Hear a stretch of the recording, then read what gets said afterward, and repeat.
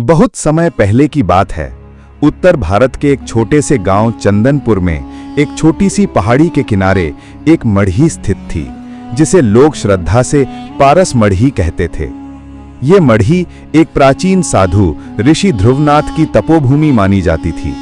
गांव के बुजुर्गों का कहना था कि ऋषि ध्रुवनाथ के पास पारस पत्थर था, एक ऐसा चमत्कारी पत्थर जो लोहे को छूते ही सोने में बदल देता था।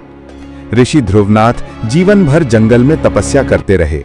कहते हैं कि उन्होंने ये पारस पत्थर हिमालय की गुफाओं में एक दिव्य साधना के बाद प्राप्त किया था। लेकिन ऋषि लोभ और दिखावे से दूर रहते थे।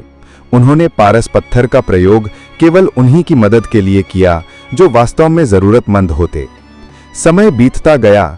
ऋषि ध्रुवनाथ ने अंतिम समय में उस पारस पत्थर को मढ़ी के नीचे एक गुप्त स्थान पर समाधि के साथ छुपा दिया और कहा, जिसके मन में लोभ नहीं होगा वही इसका सच्चा अधिकारी होगा। वर्षों बाद गांव में एक युवा लड़का अर्जुन रहता था, मेहनती लेकिन निर्धन। उसने बचपन से पारस मढ़ी की कहानियां सुनी थीं, पर वो जानता था कि धन से अधिक मूल्यवान मेहनत और ईमानदारी है। एक साल गांव में भीषण अकाल पड़ा, खेत सूख गए, अनाज नष्ट हो गया। अर्जुन गांव की मदद करने के लिए कुछ करना चाहता था, पर उसके पास कोई साधन न था। एक रात वह मढ़ी पर गया और श्रद्धा से ऋषि ध्रुवनाथ की समाधि के सामने बैठकर प्रार्थना करने लगा, हे ऋषिवर, मुझे धन नहीं, बस गांव को बचाने की शक्ति दीजिए। अगली सुबह जब सूरज की पहली किरण मढ़ी पर पड़ी, अर्जुन को वहां एक छोटा सा पत्थर देखा जो हल्की सी चमक रहा था। संदेहवश उसने अपने पास रखा एक लोहे का टुकड़ा उस पर रगड़ा और उसकी आंखें खुली की खुली रह गईं, क्योंकि वो टुकड़ा शुद्ध सोना बन चुका था।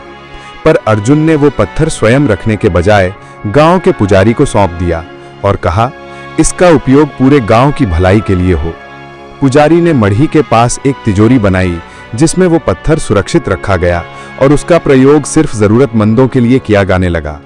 धीरे धीरे चंदनपुर एक समृद्ध गांव बन गया। लोग मेहनती, ईमानदार और सहयोगी बन गए।